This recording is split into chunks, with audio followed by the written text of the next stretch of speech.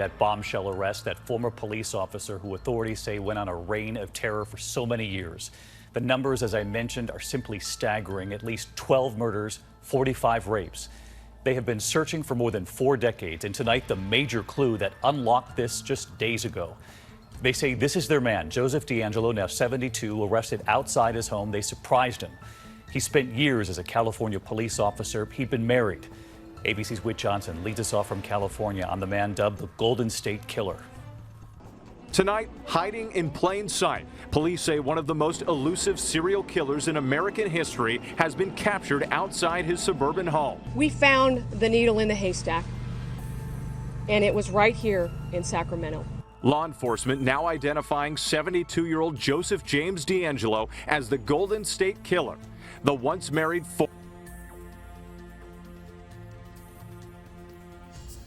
Kejahatan pertama DeAngelo ini diawali dengan perampokan pada tahun 1974 yang ada di sebuah kota kecil di California yang bernama Visalia. Dia melakukan kejahatannya hingga 1975 dan berhasil mencuri sekitar 100 rumah di sana. Ia pun dijuluki sebagai Visalia Ransacker. DeAngelo mencuri barang-barang kecil yang ada di rumah korbannya seperti perhiasan, uang atau foto-foto yang ada di rumah, mengacaukan rumah, memindahkan semua isi barang rumah, membuat kekacauan sehingga pemilik rumah pun merasa terintimidasi. Kasus yang melibatkan serangan fisik pertama itu terjadi pada tahun 11 September 1975 ketika DeAngelo mencoba menculik seorang gadis remaja dari rumahnya yang ada di Visalia.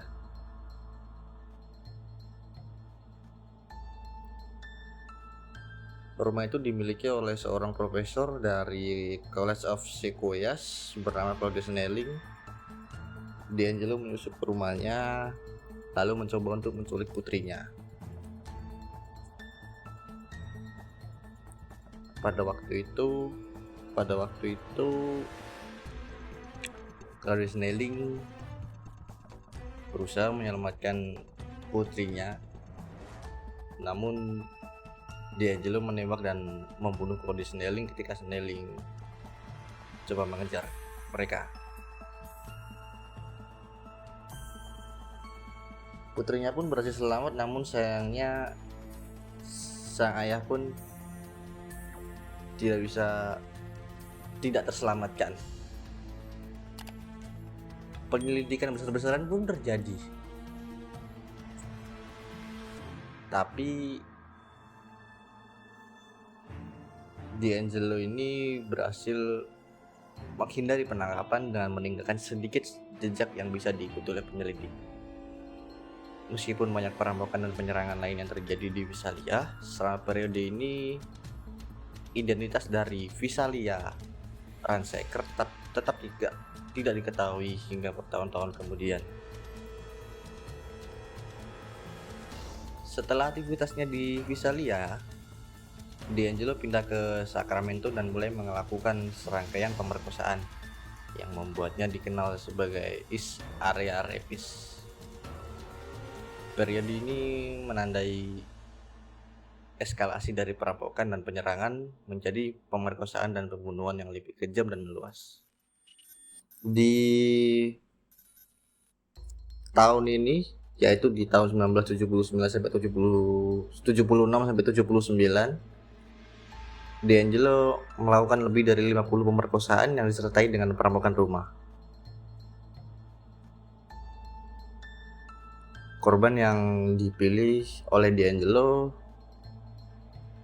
terutama adalah beberapanya wanita yang tinggal di pinggiran kota Sacramento, dan DeAngelo sendiri sering mengintai sebelum menyerang.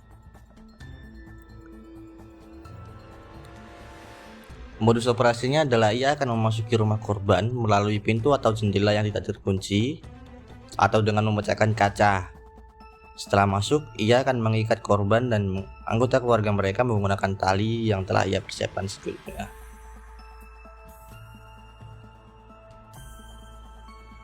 Setelah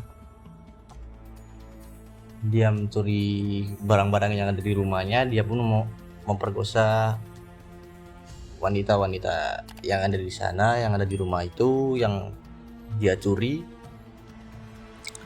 Dan selain dia memperkosa korbannya, D'Angelo ini juga sering mengancam mereka dengan pisau atau senjata api dan membuat mereka berada dalam keadaan ketakutan yang ekstrim. Ia juga sering melakukan tindakan yang merendahkan seperti menumpuk piring di punggung korban dan mengancam akan membunuh mereka jika mendengar piring tersebut jatuh saat ia merampok rumah.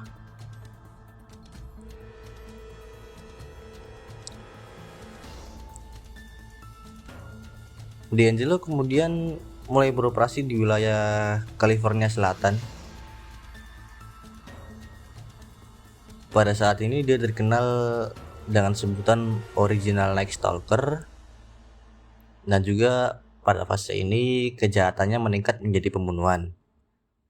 Beberapa korban di wilayah ini termasuk pasangan yang diserang di rumah mereka, seringkali dengan kekerasan yang sangat brutal.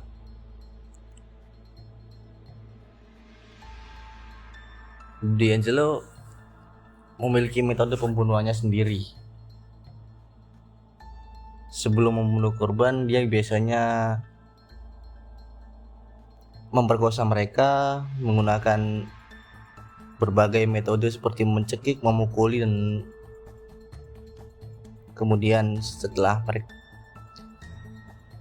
selesai melakukannya, dia akan membunuh korbannya. Serangannya seringkali sangat kejam dan menunjukkan eskalasi kekerasan yang signifikan dibanding dengan periode sebelumnya. Beberapa korban terkenal selama periode ini ada sekitar 7 orang, yaitu yang pertama ada pasangan Brian dan Katie Maggiore. Mereka ditembak pada tahun 1978 saat berjalan-jalan di Rancho Cordova. Pada saat itu mereka berjalan bersama anjing mereka, dan waktu itu mereka melihat D'Angelo sedang membunuh korban lainnya, dan waktu mereka mengetahui D'Angelo melihat mereka pun lari. Namun sayangnya Brian tertembak oleh D'Angelo dan jatuh. Tak lama kemudian Katie pun menyusul Brian, ditembak dan juga jatuh. Korban kedua ada Dr. Robert Overman dan Debra Manning pada tahun 1979.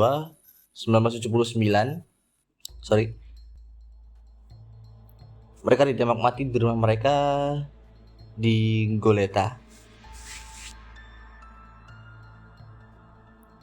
Nomor 3 ada Cherry Domingo dan Gregory Sanchez. Mereka dibunuh pada tahun 1981. Mereka diserang dan dibunuh di rumah Cherry di Goleta. Korban keempat ada Lyman dan Charlene Smith. Mereka dibunuh di rumah mereka yang berada di Ventura. Ada juga Kate dan Patrice Harrington, juga sama pada tahun 1980. Mereka dibunuh di kediaman mereka yang berada di Dana Point.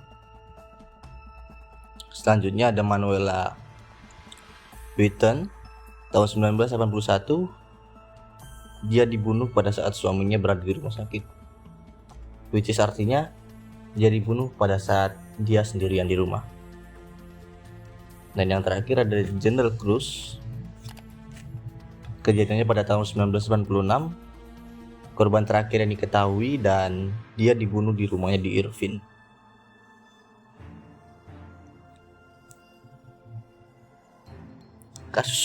Kasus Golden State Killer ini tetap tidak terpecahkan selama beberapa dekade. Hingga teknologi DNA modern memungkinkan polisi untuk melacaknya. Pada tepatnya April 2018, penyidik menggunakan teknik genealogis forensik untuk mencocokkan DNA dari tempat kejahatan dengan profil DNA pada situs genealogi, yang akhirnya mengarah pada identifikasi D'Angelo. Dia ditangkap di rumahnya di Citrus Heights, California pada usia 72 tahun.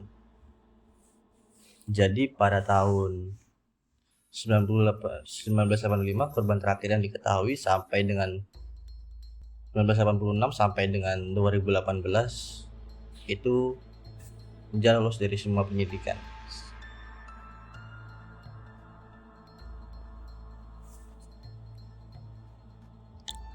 Pada Juli 2020, D'Angelo pun mengaku bersalah atas 13 pembunuhan dan lebih dari 50 pemerkosaan serta